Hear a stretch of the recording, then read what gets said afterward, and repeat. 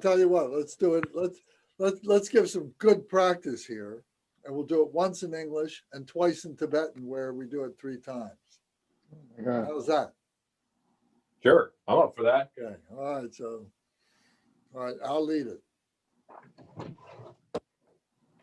All right, everybody ready? Curtis, you ready? I am. All right, so we're going to do once in English, twice in Tibet, where it says, all mother sentient beings, especially those enemies who hate me, obstructors who harm me, and those who create obstacles on my path to liberation and omniscience, may they experience happiness, be separated from suffering, and swiftly I will establish them in the state of unsurpassed, perfect, complete, and precious Buddhahood. Dagla dang war je pe dra no par je pe ge. Par pa dang tam she ken pe bar du jo par je pa tam she ki so je pe. Manam ka dam yam pe sem chen tam she de wa dang den. Dug now dang drel nor du la na me pa yang dag pa zog pe zhang zhu brin po she to pa ja. Dag la dang wa je pe dra no par je pe ge. Par pa dang tam she ken pe bar du jo par je pa tam she ki so je pe. Manam kadam yam pe sem chen tam she de wa dang den. Dug now dang drel nur du la na me pa yang dag pa zog pe zhang ju brin po she do pa ja. Thus, until I achieve enlightenment, I perform virtuous deeds with body, speech, and mind. Until death, I perform virtuous deeds with body, speech, and mind. From now until this time tomorrow, I perform virtuous deeds with body, speech, and mind. Deshe du sang ma ge gi bar du lu na gi sam ge wa la ko. Ma she bar du lu na gi sam ge wa la ko. Du de ring ne sung te ni ma sang ta sam gi bar du lu na gi sam ge wa la ko. Just one time. Long refuge prayer. We take refuge in the kind root Lama and lineage Lamas. We take refuge in the deities of the mandalas of the Yidams. We take refuge in all the exalted Buddhas. We take refuge in the perfect Dharma. We take refuge in the excellent order of the Sanghas. We take refuge in all the noble Dakas, Dakinis, and Dharma guardians, possessors of the eye of wisdom. Dren san sa wa dang gur pa je pe pao dan la ma dam pa nam la kab su chi o. Ye dam kil gor gi la sok nam la kab su chi o. Sangye chon den de nam la kab su chi o. Dam pe cho nam la kab su chi o. Pa pe ge dun nam la kab su chi o. Pa wo ka jo cho kyong song me song ye she gi chang dang dem pa nam la kab su chi o. Dren san sa wa dang gur pa je pe pao dan la ma dam pa nam la kab su chi o. Ye dam kil gor gi la sok nam la kab su chi o. Sangye chon den de nam la kab su chi o. Dam pe cho nam la kab su chi o. Pa pe ge dun nam la kab su chi o. Pawo kadro cho kyong song mei song yes sheki jang dang dem pa nam la kab su chi o. Until I attain the heart of enlightenment, I take refuge in all the Buddhas. I take refuge in the Dharma, and likewise in the assembly of the Bodhisattvas. As the previous Buddhas embraced the enlightened mind and progressed on the Bodhisattva's path, I too, for the benefit of all sentient beings, give birth to bodhicitta and apply myself to accomplish the stages of the path. Shang Shu Ning Po Chi Ki Ba Sangye Nam La Kab Su Chi Chodang Shang Shu Sampa Yi So Klang De Shin Kab Su Chi Jitar Nongi De Shegi Shang Shu Tugni Ke Padang Shang Shu Sampe La Pala De Dagrim Shen Ne Patai De Shen Dro La Pandandu Shang Shu Sam Ni Ki Gi Shing De Shen Du Ni La Pala Rinpa Shindu La Pa Ji Shang Shu Ning Po Chi Ki Ba Sangye Nam La Kab Su Chi Chodang Shang Shu Sampa Yi So Klang De Shen Kab Su Chi Jitar Nongi De Shegi Shang Shu Tugni Ki Padang Shang Shu Sampe La Pala De Dagrim Shen Ne Pata De Shen Dro La Pandandu Shang Shu Sam Ni Ki Gi Shing De Shen Du Ni La Pa Rinpa Shindu La Pa Gi O. In the Buddha, the Dharma, and the Sangha most excellent, I take refuge until enlightenment is reached. By the merit of generosity and other good deeds, may I attain Buddhahood for the sake of all sentient beings.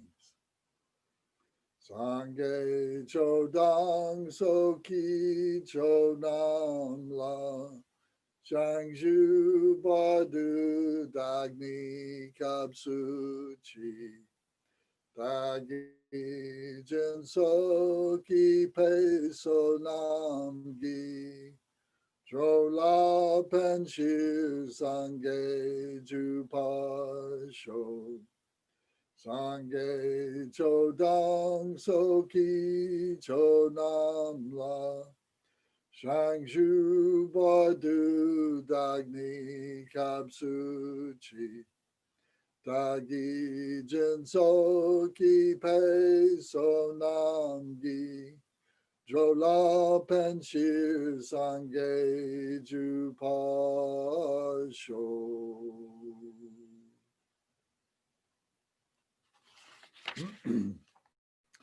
May all mother sentient beings, boundless as the sky, have happiness and the causes of happiness.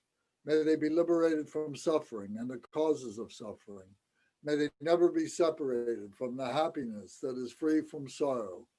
May they rest in equanimity, free from attachment and aversion. Manam kadam yam pesem chantam she dewadang dewe godang dampar jorchi. Dog now dang do now gi gudang jawar jorchi. Dug now me pe de wa dang mi dra wa jor chi. Nay ring jag dang ni dang dra wei tang nam la ne pa jor chi. Manam kadam yam pe sem chen tam she de wa dang de wei gur dang dem pa jor chi. Dug now dang do now gi gu dang dra wa jor chi. Dug now me pe de wa dang mi dra wa jor chi. Nay ring jag dang ni dang dra wei tang nam la ne pa jor chi.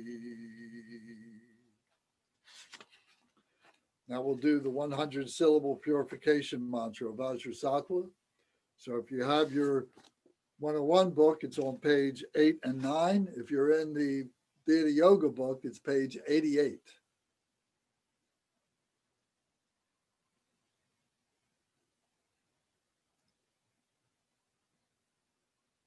Okay, so we'll do the English one time, and then we'll do the Sanskrit. We'll do it twice. Everybody okay? Okay. Om Vajrasattva Samaya.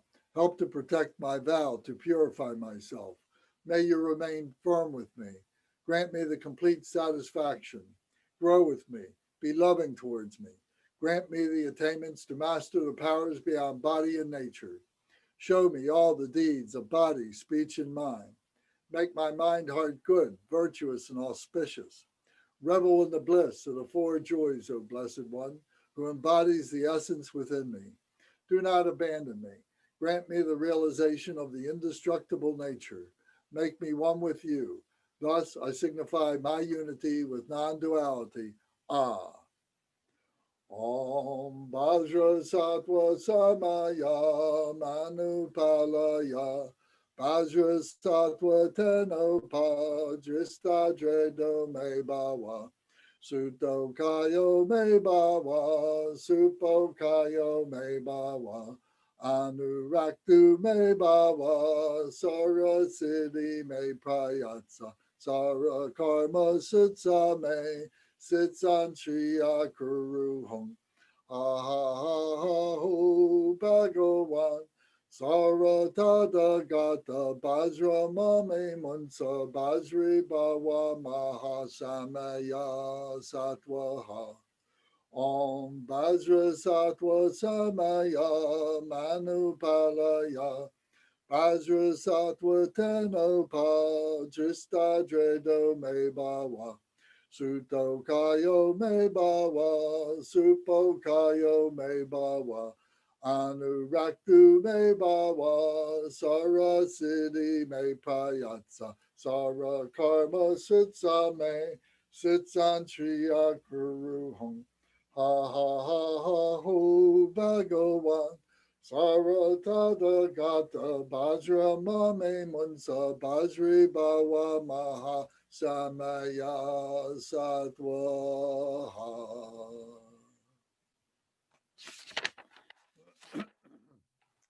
And then last, the Sagaramati requested sutra on page 12 in the prayer book. It's not in the big prayer book, so it's only here in the English. Likewise, be extinguished. Extinguish all enemies to my purpose. Whatever evil forces are in me, be defeated. Do this so that when I am victorious, all pure radiance melts into me, completely purified. Take all this knowledge, food, and drink peacefully and enjoy it, and be satisfied so that all obstacles may be destroyed. Be liberated from all obstacles, all general obstacles. Maras are defeated by this gesture of the Buddha. By reciting this mantra, may all the Maras be purified. As a result, may all the Maras be defeated. Okay, thank you. Okay, so now we're going to do the Kuntuzangpo prayer. So we'll take a page each, and I don't remember what order we went in last week, but let's start with Curtis. Curtis, are you alive there, please? So everybody can turn on their microphones unless we get really bad feedback. Okay. Turning my mic on. Okay, good. All right. So what we should do is go Curtis, then Tom, then Gary, then Lance, then Bonnie, then William, then Adrian, and Michael. Can you remember that order? Okay. If you need, I can prompt you. A whole page, right? The whole. So we'll start on page 1, and everybody reads a whole page. I just and then, want and then Adrian, we'll repeat after that. yeah, Adrian, just don't do your Bullwinkle voice because I'm counting on hearing you. Well, I'll remind you. Okay, it just follows the pattern on my screen. So, Okay. okay, so Curtis, you begin, please. Okay. Now, All that appears. Start with the titles, please. Okay.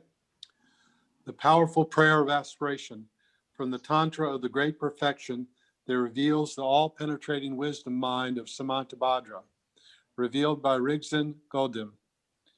Ho, all that appears and exists, Samsara and Nirvana, has one ground, two paths, and two forms of fruition, the magical displays of awareness and unawareness.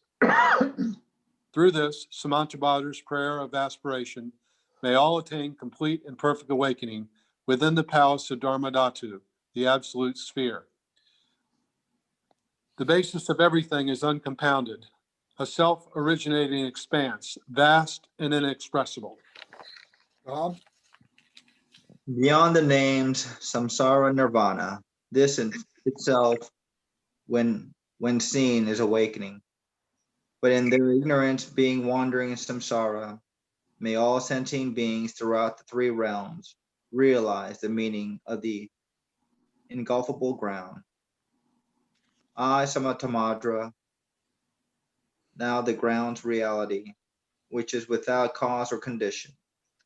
It originates by itself within this very ground, is unspoiled by perspective, supposition, or denial, and unobscured by the darkness of unmindful delusion.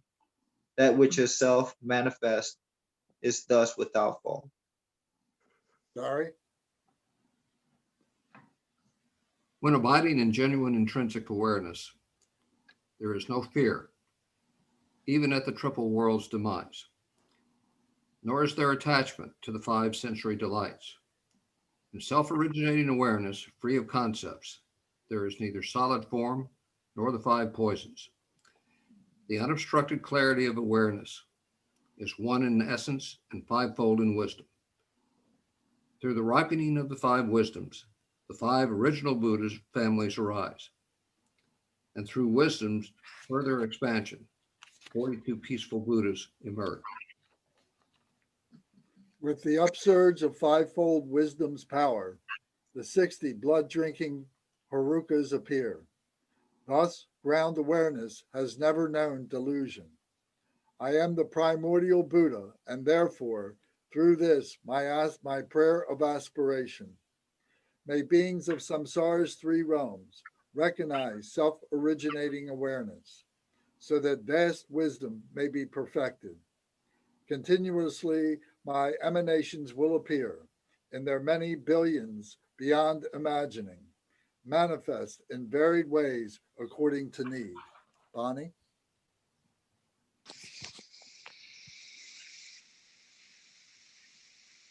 Bonnie, you read, please. You're muted. I had to unmute, I'm sorry.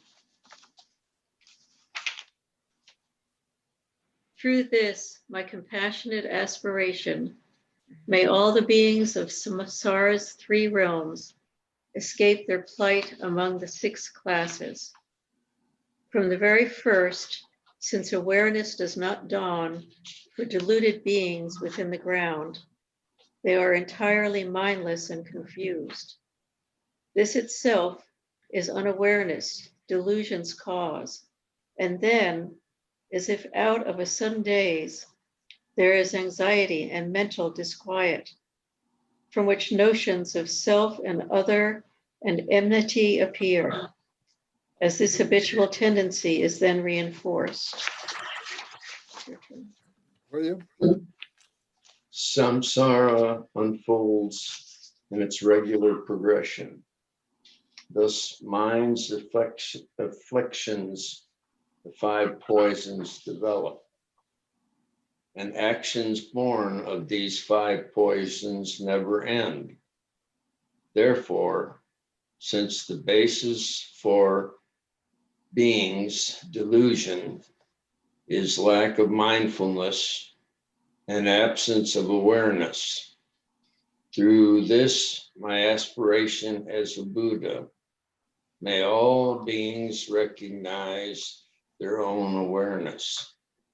The awareness that is co-emergent, the unawareness that is co-emergent is a state of mindlessness, distraction. The unawareness that designates is dualistic, clinging to self and other. Adrian? This too, co-emergent and designated unaware, provide the basis for the delusion of all beings. Now, through this, my aspiration as a Buddha, may the dark and murky gloom of mindlessness among all sentient beings in samsara be dispelled. May their dualistic perceptions be purified, and may they recognize their very own awareness. A mind of dualistic clinging is one of doubt. From subtle attachment, once it has a reason, habitual tendencies gradually gain strength. Food, wealth, clothing, home, and companions. The pleasures of the 5 senses, or dear relations, whatever is attractive brings the torment of desire. These are the delusions of the world. Actions based on dualistic clinging are unending. When the fruits of attachment come to ripen, they bring birth as a preta tormented by desire. How wretched are the pains of hunger and thirst. Now through this, my aspiration as a Buddha, may beings beset by craving and attachment neither cast aside the torment of desire, nor pursue the craving of attachment.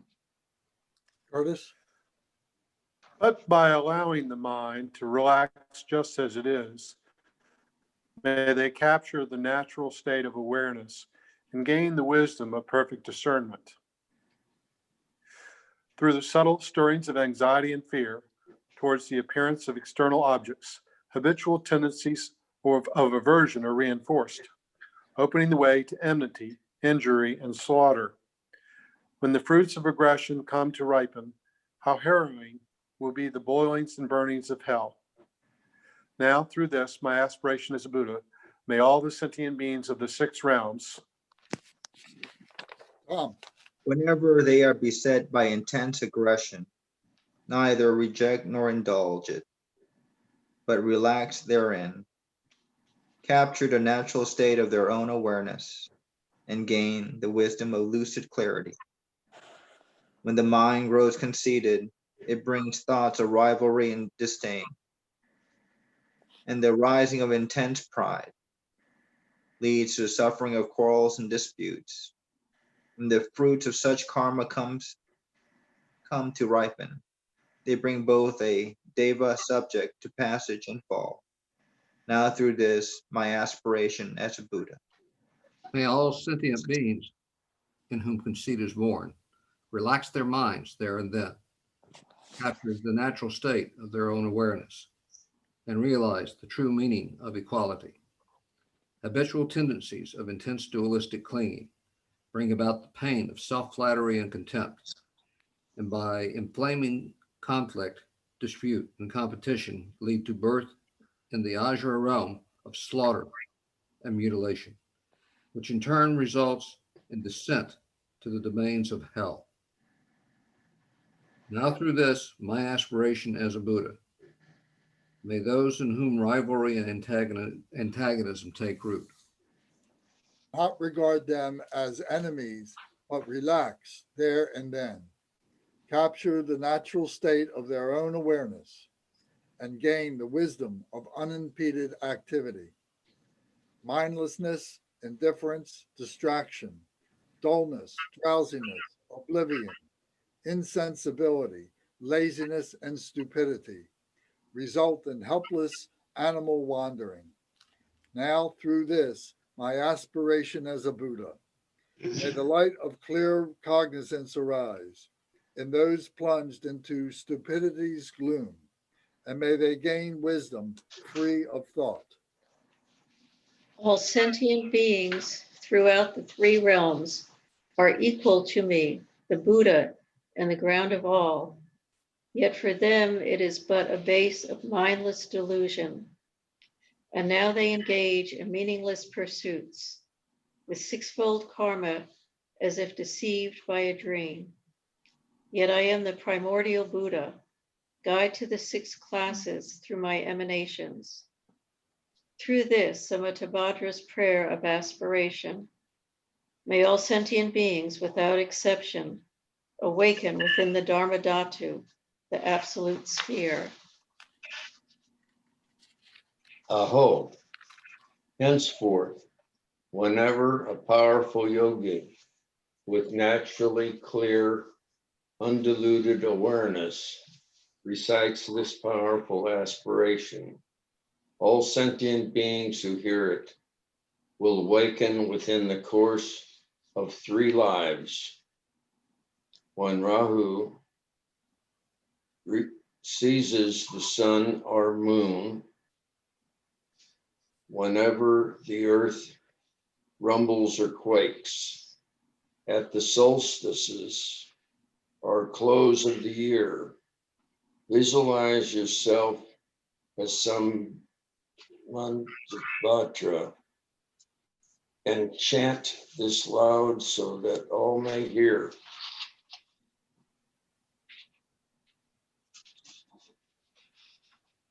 Adrian? Then all the beings in the 3 realms will, through the yogi's prayer of aspiration, gradually be freed from all their suffering and ultimately awaken as a Buddha. This was extracted from the 19th chapter of the Tantra of the Great Perfection that reveals the all-penetrating wisdom mind of Samantabhadra, which teaches that through making a powerful prayer of aspiration, all sentient beings cannot but awaken. Very good. Thank you very much. Does anybody have any questions about anything that we just read? In particular, the first few pages that we did, we got through up to the beginning part of page 5. So does anybody have any questions about that? I would just like to point out, in case people haven't noticed, there are triple spaces between what are essentially paragraphs in this. They set off, the series of thoughts, one series of thoughts from another. But whenever there's a triple space, it's equivalent to the start of a new paragraph. Good observation. Thank you. And by the way, at the page, just so you'll know, because it's a little tricky, if you go to the top of page 13, if you look at the top of page 13, there's actually a triple space at the top of the page 13, but it's a little deceptive because it's at the page break. But that actually is one of those triple spaces. It just doesn't show as well, because it, ends, it's between one page ending and another page starting. Okay. So there's a triple page break at the top of page 13. So it's like a new stanza or a new paragraph. Yes, exactly. If you look at it compared to other pages, there's more space at the top of page 13 than other pages. That's why I concluded that. Okay. Okay, very good. So So Lance, this seems, at least the first part seems like a description of how we built samsara brick by brick. Am I wrong about that, or? I think it's a good description, yeah. Oh, okay. It's almost depressing. How we create our own confusion.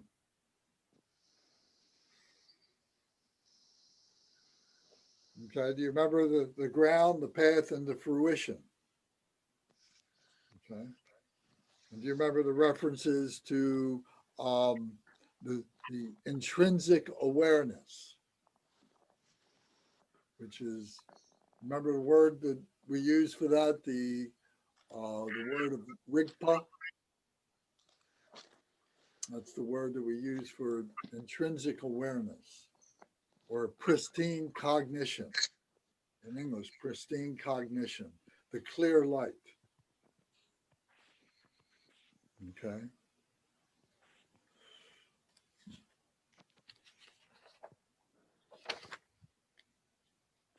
Okay, so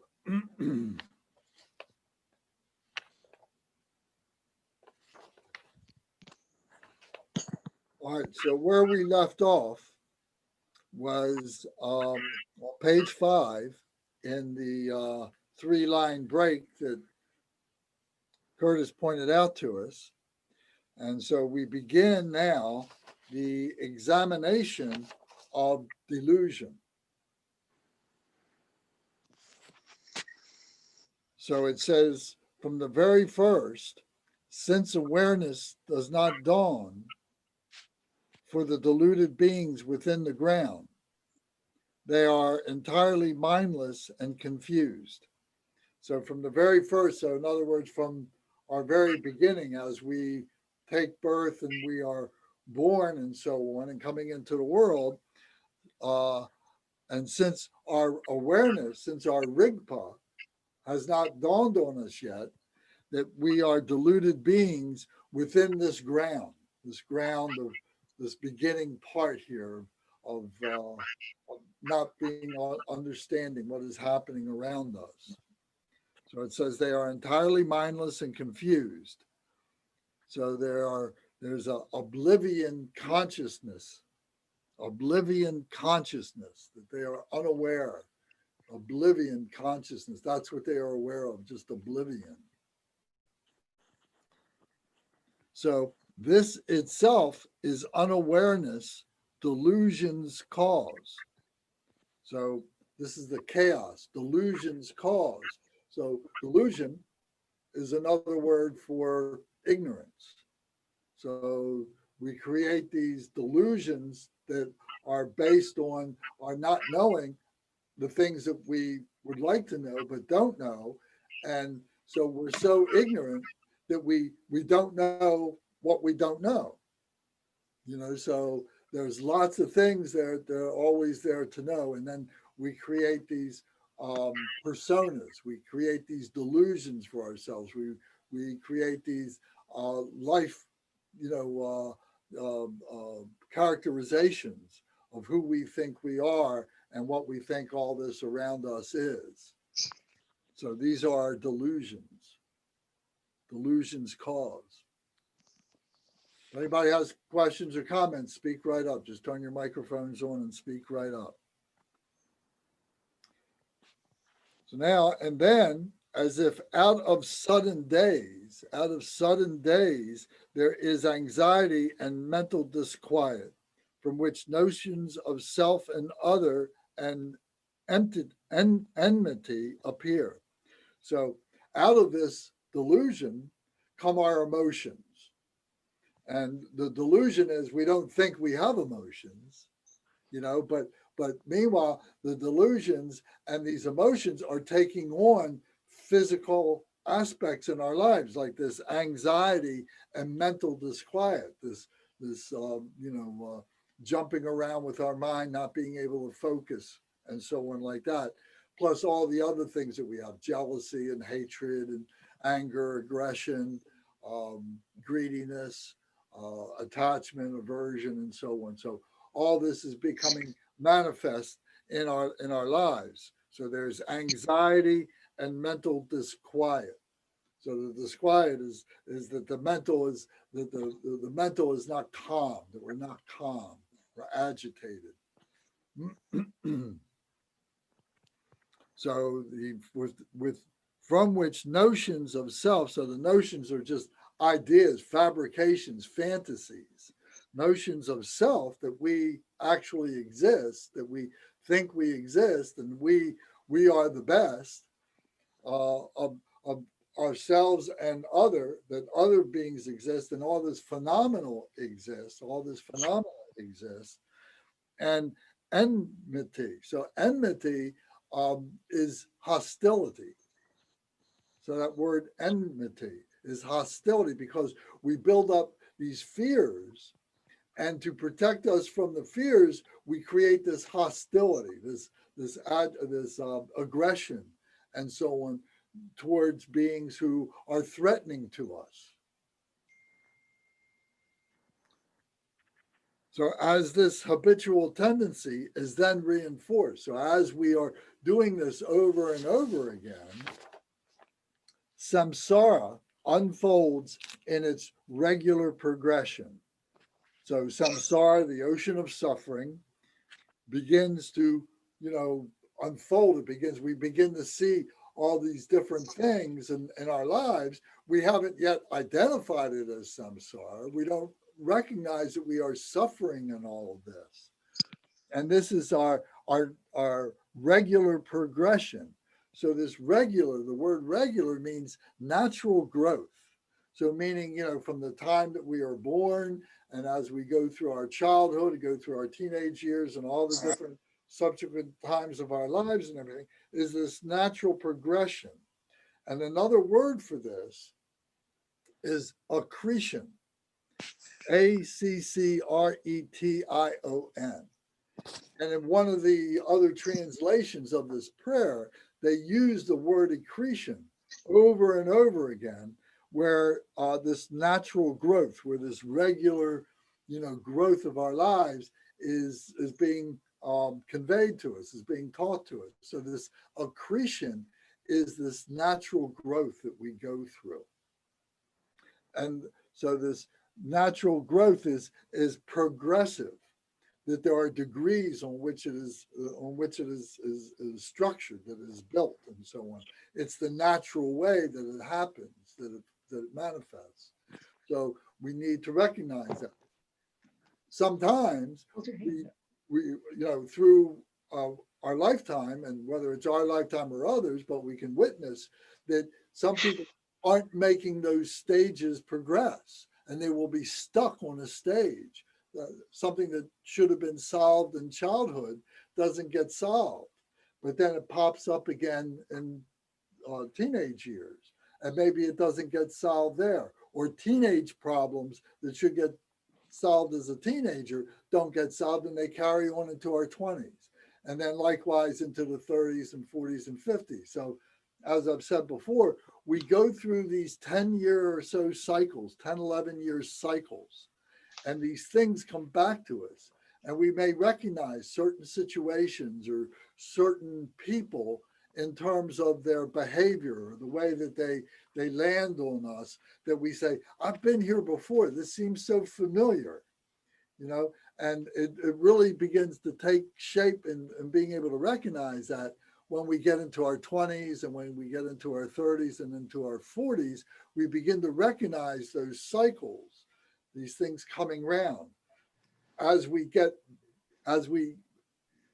are able to solve them, then we begin to anticipate. We begin to recognize, these are the conditions that cause this particular situation that arises, and I need to be careful about this in the way that I deal with this.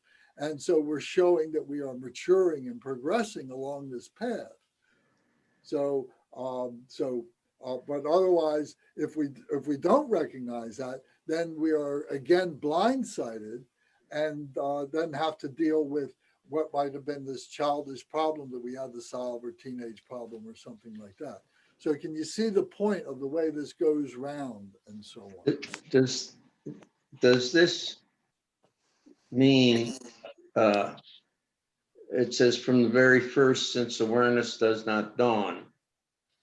And then it goes up to as habitual tendency is reinforced, samsara unfolds. Does this mean that we are not aware until we're in samsara? Or does this mean that this is already samsara, all of this unawareness and anxiety and mental quiet? Yeah, we wouldn't recognize this unless we were in the samsara.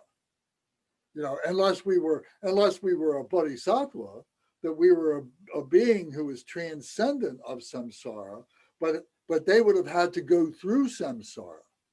Okay, then does this mean that anxiety and mental disquiet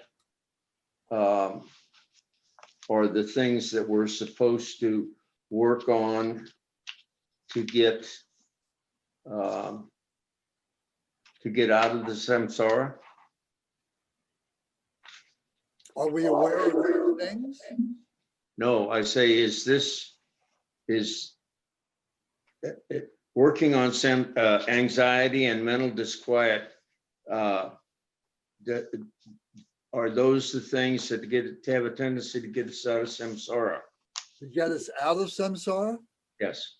Only if we can transcend those things, if we can recognize those things, recognize the causes of those things, and then are able to transcend our attachment to those things, that we neutralize those things. So it takes education, it takes practice to be able to be able to work with those things. But those are the things that we are here to work on.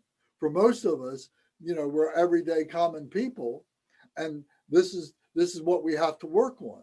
This is our cross to bear, so to speak, and we have to be able to learn how to lay our cross down, how to be able to put down the cross, that we overcome these things. We become a conqueror. When they talk about the conquerors in the prayers, those beings who have conquered these things, conquered their anxieties, conquered their fears, conquered their emotions. So these are conditions of being a human being. This is part of the human condition. Does that make sense? Does that answer your question? I'm not absolutely certain about it. But that's what we're here for. That's why we're here, is to be able to learn these things and purify these things. That's why we're here. Well, now then, does mindfulness then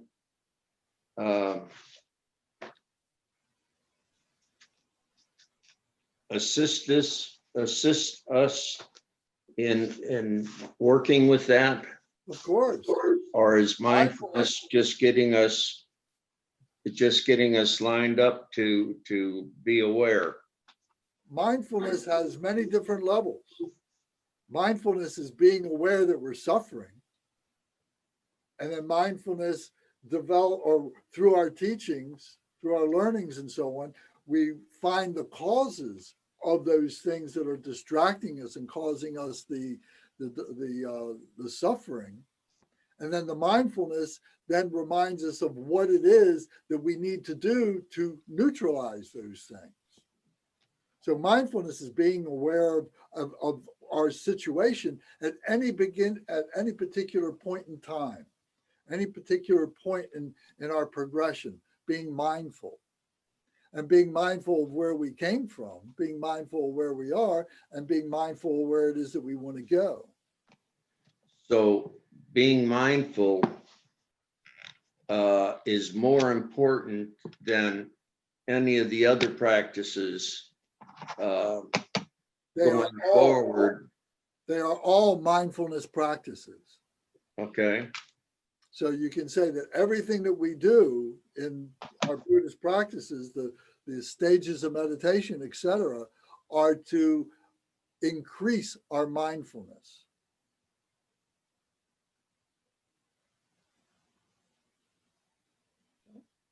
so that we become responsible. Without mindfulness, you have no sense of responsibility. So many people are suffering and not aware that they created their own suffering. Many people are happy and not aware that they created their own happiness, and that they change from suffering to happiness and not aware of what the causes and conditions were that they did that. They haven't connected those things. Being mindful brings all those things together. So then it's a continuous mindfulness, even after you're not, after you're out of practices that keeps you on the path, as opposed to anything else. Of course, when we get up off the cushion, that we take the mindfulness with us. When we're driving down the street, when we're standing in line at the supermarket, when we're talking on the phone to our friends, whatever it is, we're mindful of who we are, what it is that we are doing, and what situation we are in. And if we start losing our temper or we start getting emotions, we were able to track where those emotions came from and where they're going, what they're doing to us, probably where they're going, or that we have peace of mind through all this. Because we can have peace of mind. So so there's responsibility is directly associated with mindfulness. Does that make sense? Anybody have a comment on that? Okay.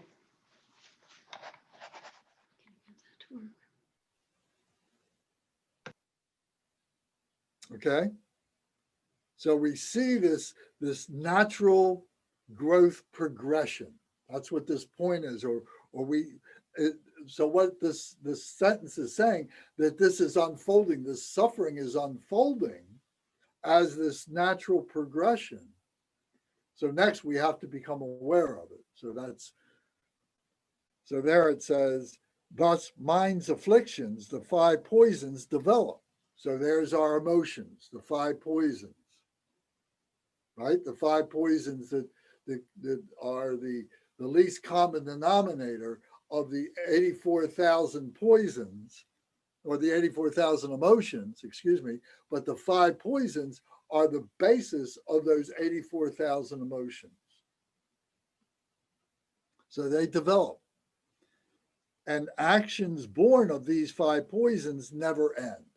So what it's saying, that as long as we are in samsara, the potential is there for us to stay in samsara, and that these emotions continue always, and these actions continue always are churning, and we're not moving out of it. We just are in just churning in all this confusion and this chaos and so on, unawareness of this mindlessness.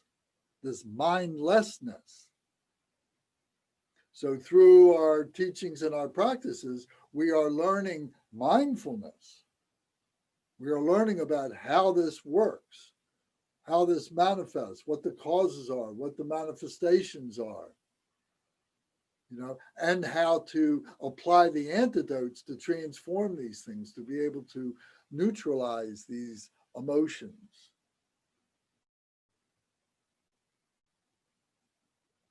So it says, and actions born of these 5 poisons never end until so what we do as we begin to learn our responsibility in all this, as we begin to learn our mindfulness, then what we're doing is the circle that we go round begins to get smaller and smaller, but it's like a spiral. And as it gets smaller, because there's less involvement, there's less, things become simpler. So when the circle is very big, all these things are happening, but then we learn how to simplify and we solve these problems, our circle gets smaller naturally, but then it's like a spiral going up. And so as it goes up, it gets purer and purer. Our mindfulness gets purer and purer. It gets sharper and sharper, clearer and clearer. And the things that are confusions, the things that hold us back, get fewer and fewer. So we get simpler and simpler until we get to the pinnacle. And the pinnacle is that enlightenment, is the enlightenment to become the Buddha, the enlightened one. Lance, I have a question. Okay. Going over the same sentence that you just went over, and actions born of this 5 poisons never end. So I'm assuming that this word actions refers to non-virtuous actions. No. Can be Or any kind of actions. Huh? Is that referring to any kind of actions? Yes. Because we can like, attach to good things, can't we? right. But I guess there are virtuous actions and non-virtuous actions. And, since we are talking about the path of accumulation, the virtuous actions will bring us accumulations, which is, right, bringing us closer to developing awareness. And is this like the 5 poisons, as long as you have mind, you have mindfulness, can you turn them into like positive actions or virtuous actions? Well, of course, and that's what we do want to do. Mm-hmm. But also what we want to do, I mean, that's at the gross level, we want to be able to do that. But at the finer level, at the more pure level, we want to be able to neutralize so that there's no new karma.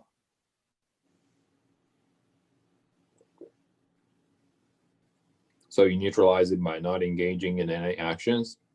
Well, by not being attached to the results of those actions.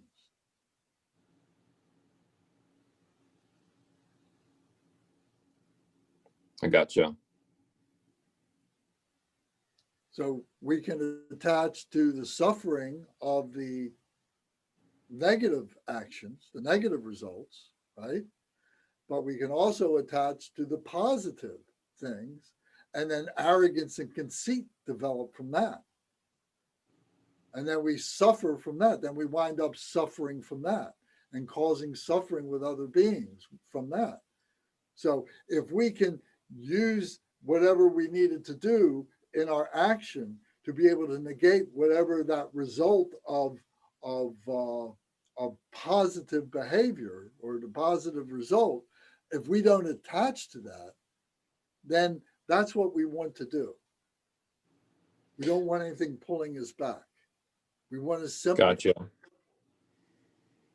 So like, for an example, if I want to donate, a sum of money to a temple, and then I'm boasting about that and be like, oh, look how much money I gave to those people. Right. That will be attachment towards. You're just undermining everything that you did, all the good that you did. So our expectations go away. So that's another way of saying that we do something without any expectations of anything coming back to us. So again, the best analogy for that, I think, is the sun. The sun is just radiating light and radiating heat with no expectation of it coming back. And if we didn't have the sun's heat, if we didn't have the sun's light, we wouldn't be able to exist. But at the same token, when the sun radiates heat, it gives it to the good, the bad, doesn't matter. Well, that's exactly right. That's exactly right. Doesn't care. It doesn't care. So in that way, it's like Buddha nature. In that way, it's like that's the analogy. That it's like Buddha nature. The Buddha, body, speech, and mind, is for the benefit of all for the enlightenment of all beings. But there's no attachment. Exactly. The Buddha doesn't care whether you take it or not. Mm-hmm. The Bodhisattvas have compassion. They recognize the suffering. They're different Mm-hmm. in that regard. But the Buddha nature has no There's attachment. no good. There's no bad. There's There's no good. There's no no duality. bad. Nothing. It's all beyond that. Exactly. So the sun analogy is a very good analogy to come back to when you're trying to understand, the idea of just giving with no expectation coming back. Mm-hmm.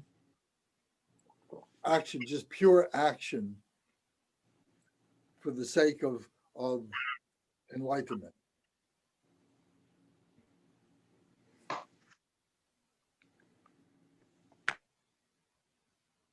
So then the next sentence says, therefore, since the basis for being's delusion is a lack of mindfulness and absence of awareness.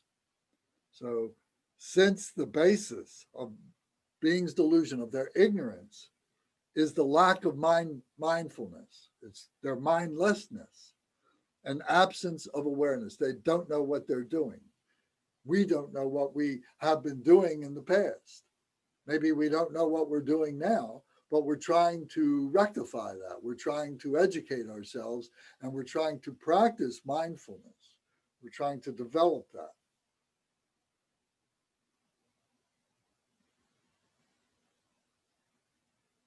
Through this, my aspiration as a Buddha,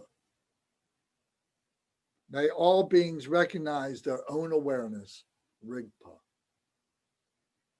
So through this, my aspiration as a Buddha, this is my aspiration to be able to be like the sun, to be able to radiate, exude this bodhicitta, loving kindness, compassion, joy, and equanimity, because this is what the Buddhas are made of.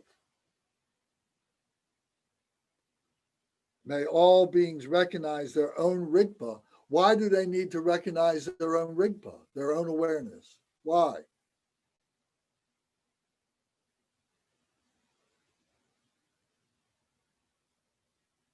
William, did you have a thought on that?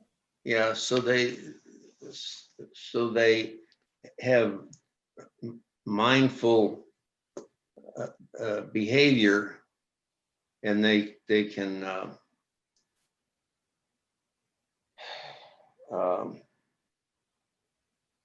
they can be steady with that behavior with their awareness. Yeah, because they are the only ones that can purify themselves. The Buddha can't purify them. The Bodhisattvas can't purify them. We only can purify ourselves. So may all beings recognize their own awareness of their own suffering, of their own happiness, of the causes of that, and what it is to be able to be a conqueror. They have to do this all themselves. They have to go on the path themselves. Nobody can do it for them. We can help. We can teach.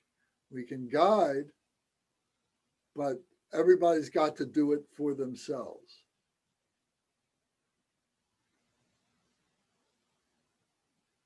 Isn't that correct? I mean, anybody got a comment on that? We just can't plug in and say, give me some of that juice. We have to develop our own juice.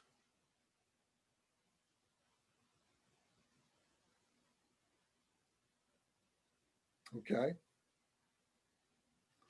All right, so this was a description of delusion. All this section here from where we started on page 5, all this was a description of delusion.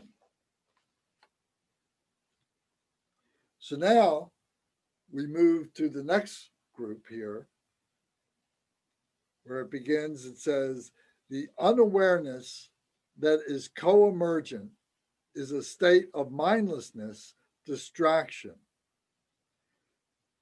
So I'll say it again. This unawareness that is co-emergent. Co-emergent means that it is everywhere, all around us, within ourselves. This unawareness that this delusion. There's another way of saying this delusion, this unawareness of what the reality is, of what the truth is of all this. And we're following some kind of a delusion. We're following some kind of a persona. We're following some kind of a rationalization of what we think our life is in the midst of all this other stuff. This unawareness that is co-emergent, all this stuff coming together, is a state of mindlessness, distraction. So we're using this as a means to not look at the truth, is to not look at what reality really is, and being able to say, oh, well, I've got this sussed out. I'm 40 years old now. I've got a family. I've got a nice house. I've got a good job. I've got this all sussed out. You know, I got money in the bank. I know what I'm going to do the rest of my life. I've got it all sussed out. This becomes a distraction from learning what they don't know, or they've suppressed, is their spirituality, that spiritual body.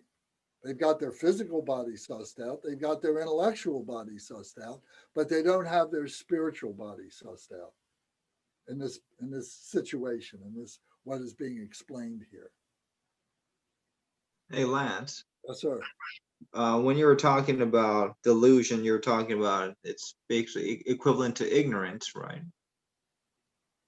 Well, yeah. So ignorance is the fact that we're in this state of, I think dream state is the fundamental word, and delusion is the psychological term that we create or that we use to be able to say that we're in this ignorance, but we're in this ignorance and we're moving about in this. We're deluded. It seems as though this ignorance is tends to get very upset when it's challenged. And the fact that we're trying to awaken from it, and then all these habitual tendencies that we have, and all these versions and everything else, just tries to keep us down, just keep pulling us back, keep pulling us back. Well, that's right. So the illusion, when we talk about the 5 poisons, the root poison is ignorance, because you can say with your example there that the hatred, the aggression comes out of that ignorance. The attachment, the desire comes out of that ignorance. The jealousy, the envy comes out of that ignorance. And the greed and the pridefulness comes out of that ignorance. So the ignorance is the root poison of all the emotions. Yes. Go ahead. So co-emergence, unawareness, does this mean that the co-awareness, the unawareness is co-emergent with the unfolding of samsara, the 5 poisons developing, and the actions of the poisons, just continuing to create more delusion? So is that what the unawareness is co-emergent with? Well, and phenomenal nature. So in other words, that which is internal and that which is external. Because the external are the objects that we are creating this delusion with. Yeah. All right.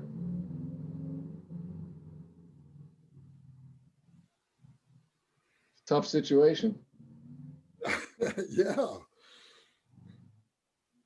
Okay.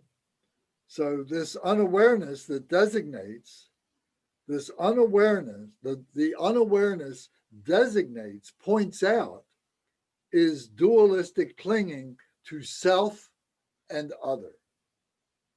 To self and to other. So that's the internal and the external.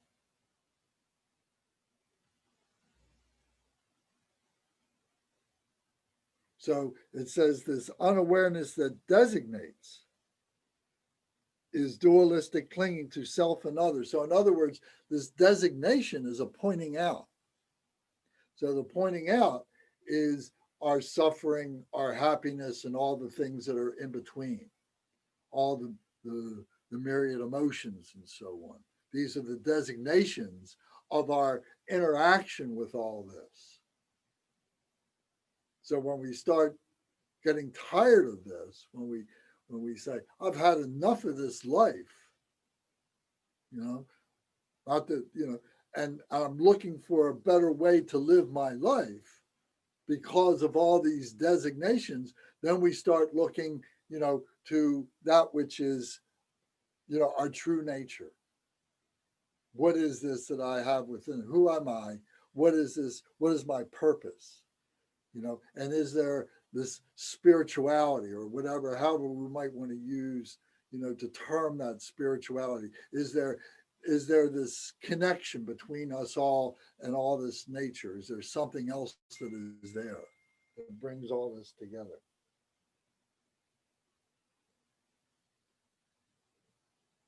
This dualistic clinging to self and other. So in the simplest form, it's dualism. But in its most, but it has myriad ways in which that it interconnects. That dualism takes off and engages with so many other things, and then it all becomes so confusing. So now the next line on page 7 says, these two co-emergent and designated awarenesses provide the basis for the delusion of all beings. So these two, co-emergent, number 1, and designating unawareness, number 2. These two things, co-emergent and designating unawareness. So this mindlessness coming together provide the basis for the delusion of all beings.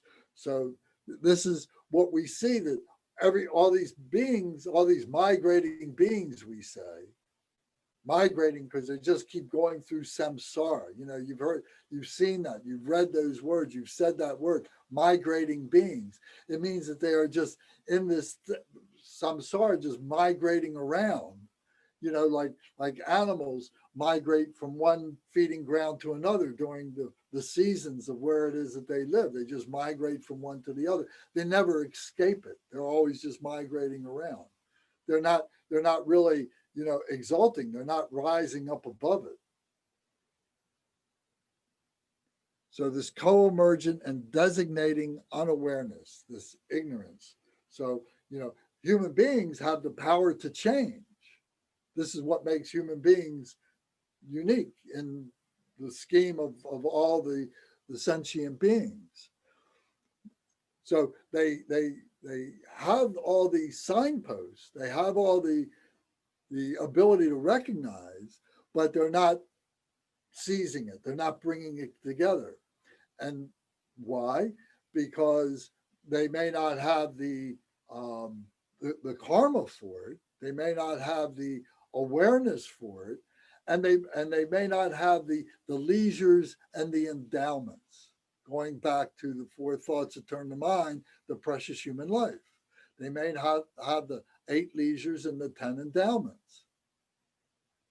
Or maybe they do, but they still need, that little bit of shock or whatever when that teacher appears to be able to recognize that the teacher is offering them something that they've been yearning for. Maybe they haven't been able to put that yearning into words yet.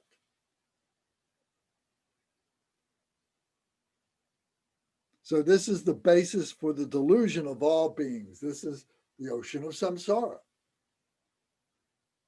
as far as human beings are concerned. So ordinary human beings. So now the next line says, now through this, my aspiration as a Buddha, may the dark and murky gloom of mindfulness among all sentient beings in samsara be dispelled. So now through this, my aspiration as a Buddha, may the dark and murky gloom of mindlessness among all sentient beings in samsara be dispelled. So here's a key point, and maybe I should have mentioned it earlier, but here it says, my aspiration as a Buddha. So what does that mean? What's the implication there?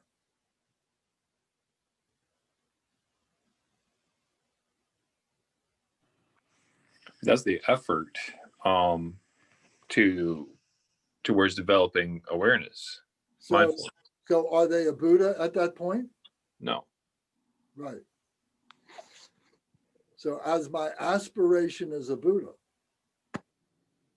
So this makes it a signpost for us to say that if we want to become a Buddha, then it means now the dark and murky gloom of mindlessness among sentient beings in samsara be dispelled, and maybe I can do something to help that.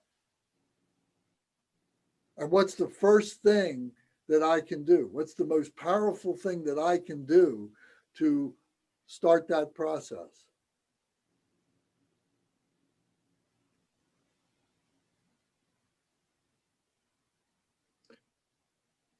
Developing awareness, right? Well, you putting yourself on the path, you doing the work to get to that point of realization. Practice. That you have gotten to that point to recognize that. First, I've got to do it for myself. We have to, the person has to get desire to do this. They have to desire to get on the path. They have to desire to become mindful. How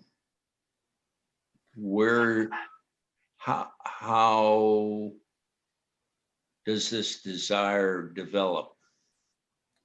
Well, first off, let's look at the word desire, and let's look at the word aspiration.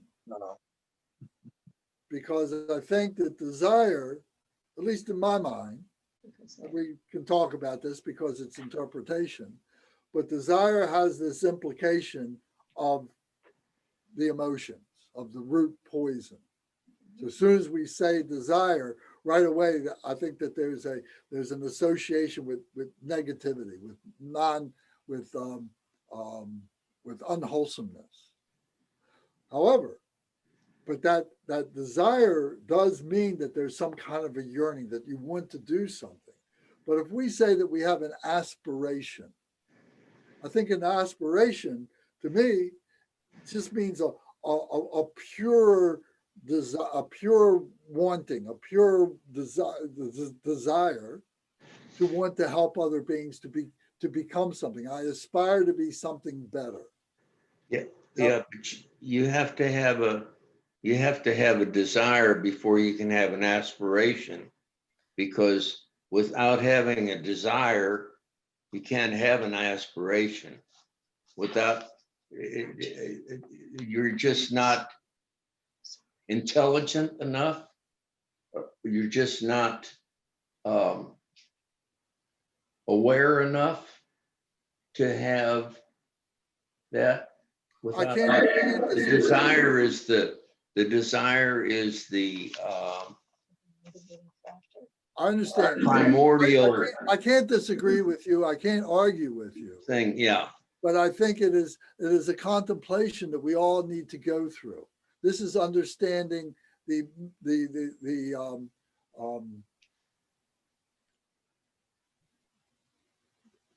examining the understood words. Those things that we think we have these conventional meanings pertaining to these words, now we have to go in and we really have to look at them hard. This is part of the contemplation of the purification of our knowledge, of our intellectualization of these things. But we're talking about where we don't have any of this.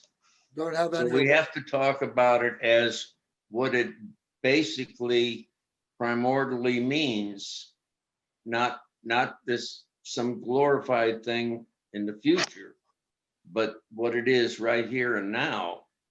When you Well, you're correct. when What do you want to call it? when you I'm just trying to figure out now. When I started out, I had a question. That's what created my that's what created all of the all of my searching. Okay. And of course, that's different for everybody, however they get involved. But my particular thing was I read the apocalyptic part of the Bible there that, and I said, well, this Paul guy, he's either on some really good drugs or he's totally out of his mind. And there's something else to this than just being drugged up? So that was my question, is how real is real, or how was his getting involved to the point that he was at there? You know, how could I get involved like that? And that was a little stupid. Well, not stupid, but it was a naive inquiry that you know, if probably if I'd have went to somebody who was cognizant of anything, that they could have directed me someplace else. All right. So forgive me, but what's the point? But the point is, what gets you started? How? Where I'm seeing right now, I'm on the path further than what we're talking about here. But what got you on the point? It's really what got you on the path? Is that what you're trying to find out? Yeah. So Well, if you remember, wait a minute. If you remember, we go back and we look at, you know, we talked about the three faiths. We just talked about it again recently. We talked about the trusting faith in our teacher and in the scriptures. We talked about the clear faith of when we have a direct experience, our own experience with what it was that our teachers or the books showed us. But then we had this yearning faith is what led us to the teacher and to the books to have the clear faith to begin with, that we have this yearning. And what is that yearning? So is that yearning, is it a karmic wind that is blowing at our back, that is moving us in a direction? Yeah, we could say that. You know, that's one way in which it's expressed. That there's this yearning that we have that comes from a past life, or that comes from the continuum, and that we are dialed in, we are tuned into that frequency of the continuum that has that wind, and we can feel that wind and it's moving us. Some people have no clue that that wind is there. They are tuned somewhere in the spectrum, way below that. They're not recognizing that. So we're tuned into something that has that yearning that is moving us in this direction. Where does that come from? You know, does it come from past lives? Does it come from that karma? Probably past lives. So how does this help with us being on the path then? Well, it is, in what we're talking about here, it becomes the motivation. It becomes the aspiration. We recognize this as a desire, if you want to use that word, that we have this desire to do that, or we could have this aspiration, or that we could have this motivation. All those words kind of are moving us in some direction, right? So there's probably many other words. I'm Right, but I personally, would make an assumption, I think, that most of us, instead of being on page 7, are probably closer to page maybe 10 or 12. Well, I don't know. We haven't gotten there yet, huh? We got to get through this before we can get to there and talk about it. Can I give a shot at this? Go right ahead. The Dalai Lama talks a lot about how all beings want happiness. You know, it's something innate to existence. I think what we're doing here, and I think it's an important distinction to make, is between the wanting of happiness when it's confused, diluted, misplaced, which we're using the word desire for, and when it's directed towards liberation, which is, it manifests as aspiration. So it's a matter of semantics, but I think it's an important distinction to make, because I agree with Lance. The word desire is really tainted with, you know, the delusive aspects of it, and aspiration has a completely different feel towards it.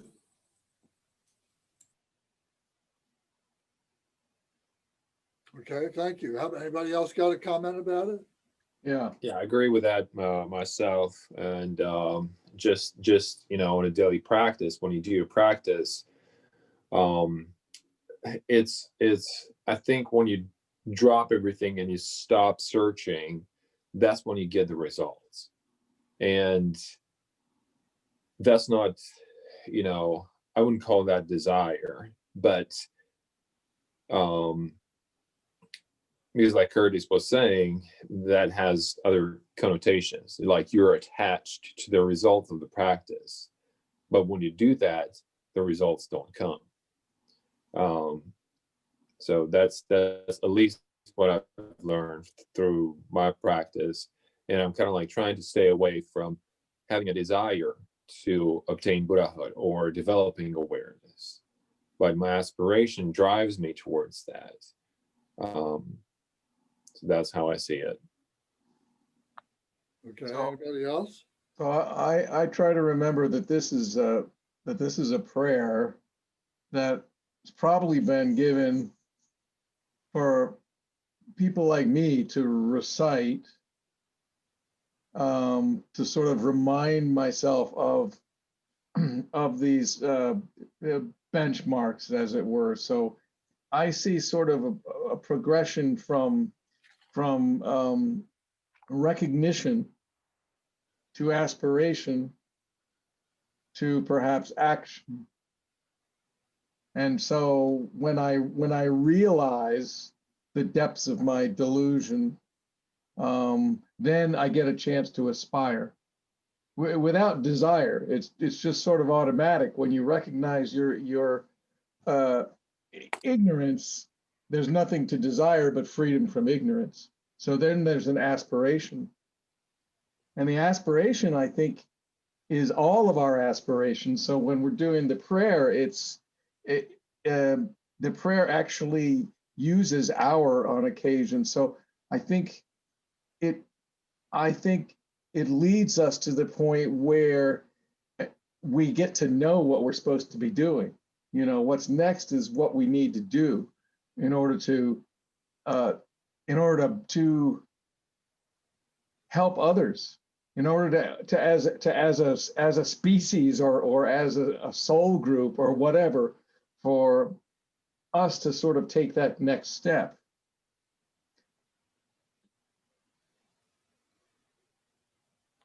Okay. I just looked up in a thesaurus, I just looked up the word aspiration and desire, and they cross. whichever word you look up, it uses the other word as a description of an antonym of that particular word, with other 12 or 15 other words that all, are related. So it's the understood words now become more important. Yeah. So we need to be able to look at our language. This is all part of our intellectualization. And we have to exhaust our intellectualization to the point of being able to rest it and say, wow, all that myriad stuff, all those different things that we got, what can I do to go beyond that? That's what we're trying to do. How we got here is interesting, but how we're going to allow ourselves to rest and to be able to have that transcendent experience is really what we should focus on. Anybody else have a point? Yes, I'd like to just bring a little bit of poetry here. I was watching very briefly yesterday the Macy's Day Parade, and they had the actors from Broadway, doing around some sort of float, and there was some sort of statement attached to them, and it was, "Look around, history is happening.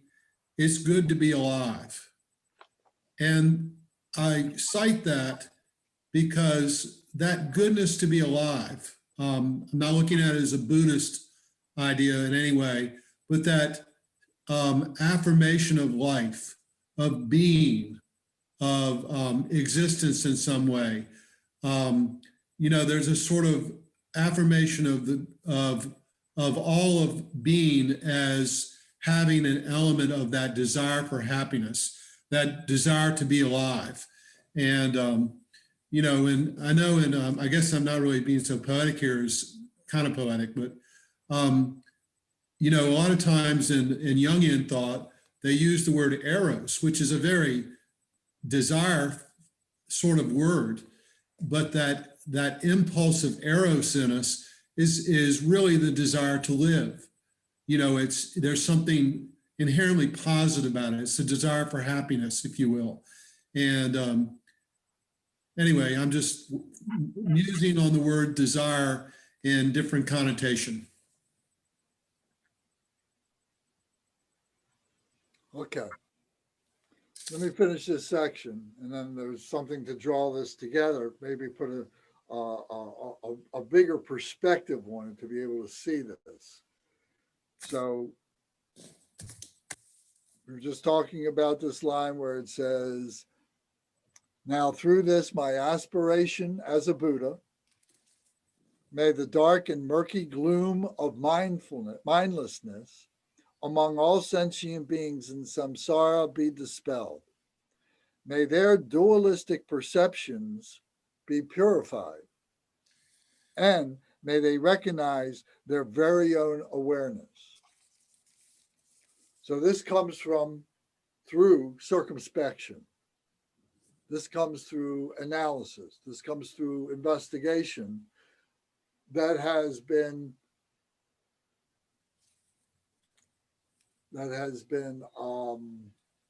embellished or has been enlightened with other thoughts, other ideas that maybe we haven't considered, or ideas that we have dismissed, but we need to incorporate. So it's an intellectual process. And so may their dualistic perceptions be purified. So in other words, may we look at these things as their truest essence of what these things are trying to convey to us, and not get caught up in, I think somebody used the word semantics, into the languages that we use. But what do these words, what does this language trying to convey to us, to ourselves, and then how do we use it to convey with other people and so on. So it's very important. The misunderstood words or the understood words are more important now. We have to get this language together so that we can communicate with ourselves and with each other and so on. This is a very human process. In the 6 realms of samsara, in the 6 human realms, this is uniquely in the human realm. This is what Curtis was asking about last week. This is the human realm. And here, the Buddha is Vajrasattva. Vajrasattva is the indestructible, enlightened being. And it's through this that we recognize Rigpa, we recognize clear light, we recognize the natural growth of our own progression, of our own nature. We become Vajrasattva. So as we go through the rest of this prayer, we'll see that these different sections pertain to the different realms and have different Buddhas of different realms. This one is Vajrasattva. This is the human realm. This is the human investigation of our ignorance. All the others are ignorant. We have the ability, human beings have the ability to recognize their ignorance and to make the change to be able to transform their ignorance into education and into enlightenment, into transcendence. All those words to imply that we are rising above our ordinary human nature into our true nature, to our Buddha nature. So does this make some sense? So Lance, it seems as though all this that we're reading, it points to one thing, that Buddhism's, it's that we want to enlighten and help all others enlighten. Real simple. It's not that difficult. And to recognize our very own awareness that we are Buddha. We are a Buddha. We have all this other crap that's just that we're right behind. We're there. We're almost there. All this intellectualization of who we are. Yeah, but simply put, we're almost there. All we need to do is just put a little more effort into it. Little more effort, because we're on the path. And to be on the path, that's an enlightenment. That's an awakening.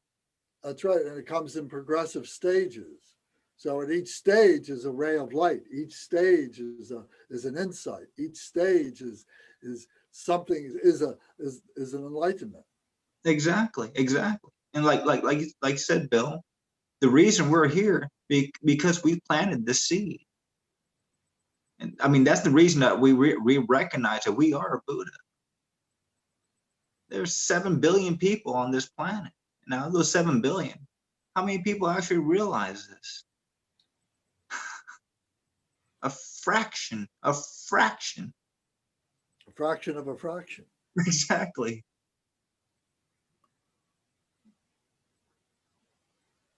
So Gary, what do you think? You've been quiet during all this.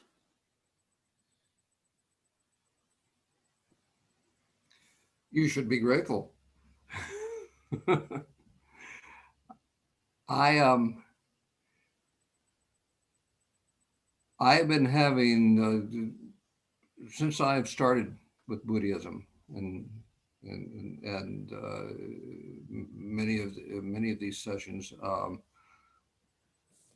and as I've gotten deeper into my practice, and it has become more a part of my life, not nearly where I want it to be, but I have seen real changes and reactions of people to me. Not that I'm necessarily talking to them about Buddhism, but for instance, someone was telling me that about someone else that needed to suffer, and we needed to take action because of what they were doing to so many of us. And I said, well, we all need to take actions every day in our life, but why do we need to make anybody suffer, especially someone who is already suffering? everybody's suffering is their own. We need to attend to our own suffering by changing our lives, which is something that I've drawn from Buddhism, attending to my own suffering. And they were totally perplexed at the notion of tending to my own suffering and not doing something to help galvanize retribution against someone else. I said, or a group of people, which is how the world seems to live now, to me. And what I'm getting from this prayer and from the books that I've read is that if I attend to my own suffering and my own awareness, my own consciousness, the world takes care of itself. Not quickly, but that is all that I can do. Besides the normal everyday things that we have to do in life to attend to our own sense of awareness and our own refuge and that of those that we love. People are trying to do too many things. And I see that in this prayer. What, the people trying to do too many things? Or he's trying to bring your attention to that? The prayer and the practice is bringing my attention to that. It's not that people shouldn't do things. So this is a purely in which they try to do things. So this is a purely human endeavor here. Mm-hmm. The animals don't have this. The hungry ghosts don't have this. The hell beings don't have this. The demigods don't have this. And the gods don't have this. This is a human thing.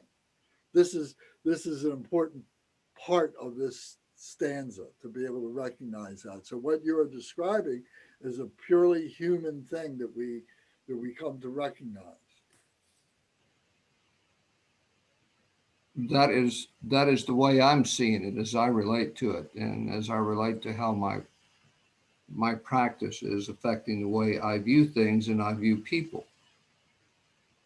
Okay. And there's a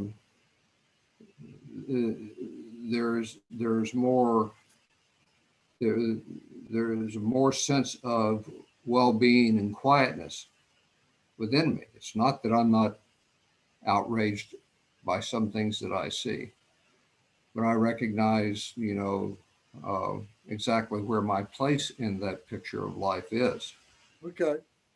All right. Well, let's give somebody else a chance to talk. We don't have a lot of time left. So does anybody else have a statement that they want to make about this or a question about this? Bonnie, you haven't said anything this evening.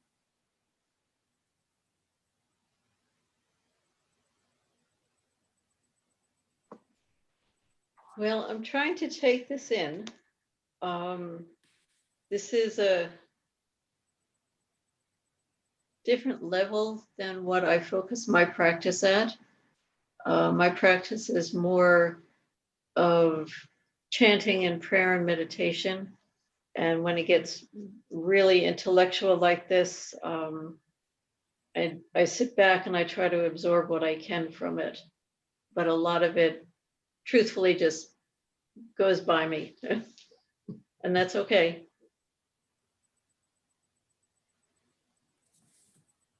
Okay. Anybody else have something? Adrian or Michael? Tom?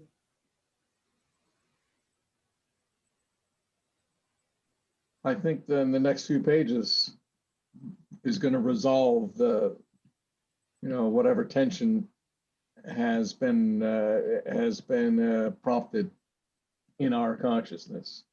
I think it's telling us what to do. Okay, so here we're identifying our condition, this human condition with this this section here, And we go through the different parts of the human condition, you know, but this is the fundamental part. This is the ignorance. So you can see that this takes a while. And if you want to continue with this, we can do that. We can't go into the next one and really do it any justice, be able to finish it in the time that we have allowed tonight. So we have to keep moving and so on. If I can interject one thing, and that is that in conversations like this, where we have a limited amount of time, we're receiving a lecture to some degree, you know, and to kind of frame the situation. And then we're trying to allow space for people to talk.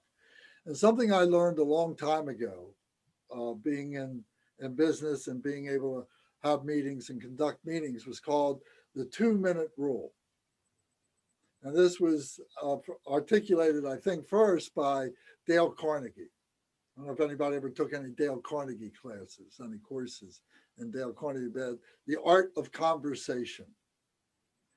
And one of the things that he stated that is like the rock, you know, bottom of the communication skills is to be able to make your point, say what you need to say in 2 minutes. Because you have to leave room for other people to talk. So the goal here is to first, you state your point. You say what your point is. Then you support your point in the time that you have in your 2 minutes. And then at the very end, you restate your point.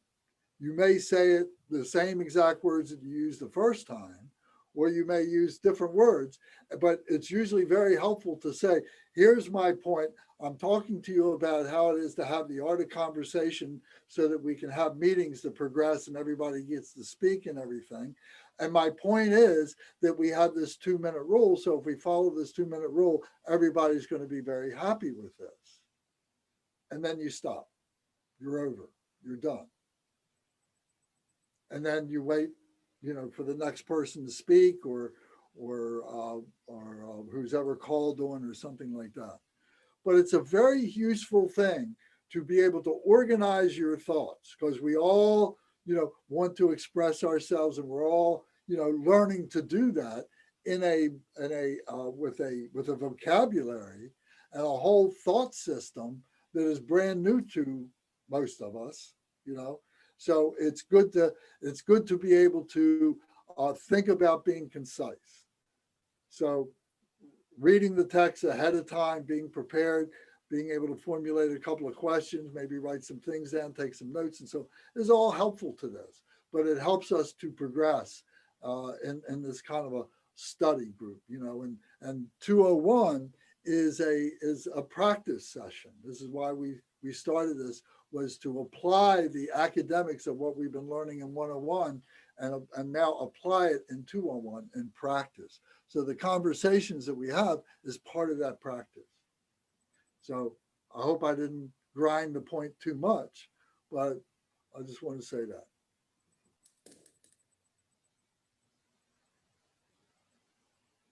Does that make sense? Michael?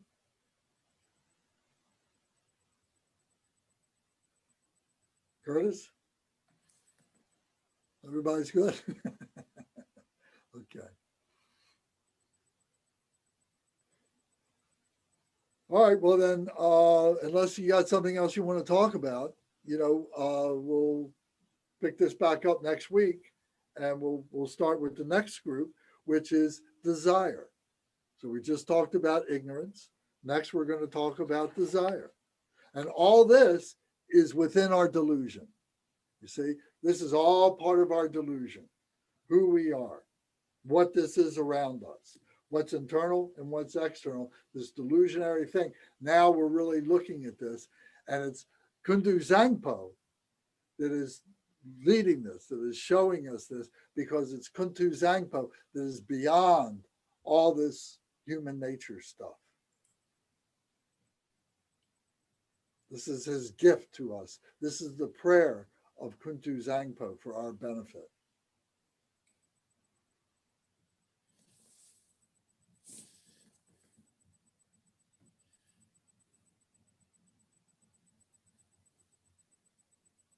Okay. All right, so let's do our dedication. I did the book.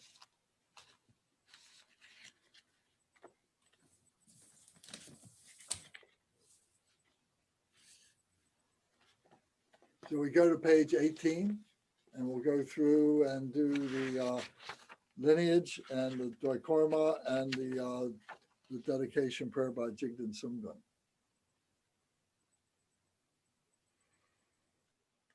Dorje Chang, Talopa, Naropa, Marpa, Milarepa, Dormalorgampopa, Pagmadrupa, and Lordri Kompa. Please bestow upon us the most auspicious blessing of all the Kaju Lamas. By this virtue, may I achieve the all-knowing state, and may all who travel in the waves of birth, old age, sickness, and death cross the ocean of samsara, the ocean of suffering. Bodhicitta, the excellent and precious mind, where it is unborn, may it arise. Where it is born, may it not decline, but ever increase higher and higher. I pray that the Lama may have good health. I pray that the Lama may have long life. I pray that your Dharma activities spread far and wide. I pray that I may not be separated from you. As Manjushri, the warrior, realized the ultimate state, and as did Samantabhadra, I will follow in their path and fully dedicate all merit for all sentient beings. By the blessing of the Buddha who attained the three kayas, by the blessing of the truth of the unchanging Dharma as such, by the blessing of the indivisible Sangha order, may the merit I share bear fruit. By the virtues collected in the three times, by myself and all beings in samsara and nirvana, and by the innate root of virtue, may I and all sentient beings quickly attain unsurpassed, perfect, complete, and precious enlightenment.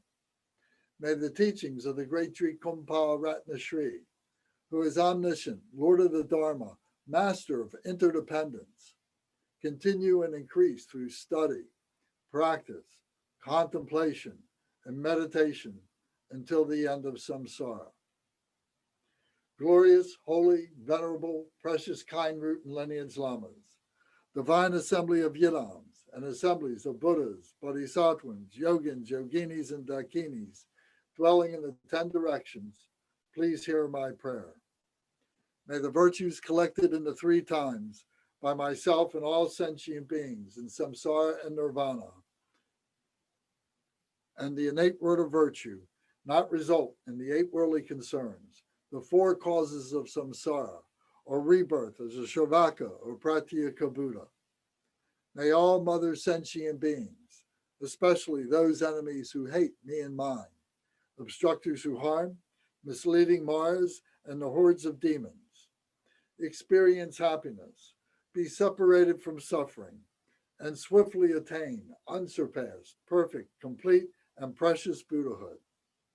By the power of this vast root of virtue, may I benefit all beings from my body, speech, and mind. May the afflictions of desire, hatred, ignorance, arrogance, and jealousy not arise in my mind, not even for a moment. May my mind stream be moistened by loving kindness, compassion, and bodhicitta, and through that may I become a spiritual master with good qualities equal to the infinity of space. May I gain the supreme attainment of Mahamudra in this very life. May the torment of suffering not arise even at the time of my death. May I not die with negative thoughts. May I not die confused by wrong view. May I not experience an untimely death. May I die joyfully and happily in the great luminosity of the mind as such and the pervading clarity of Dharmata. May I, in any case, gain the supreme attainment of Mahamudra at the time of death or in the bardo. Om, Ah, Hom. Om, Ah, Hom. Om, Ah, Hom. May my body, speech, and mind become inseparable with the body, speech, and mind of all the enlightened ones. Thank you all much. Thank you.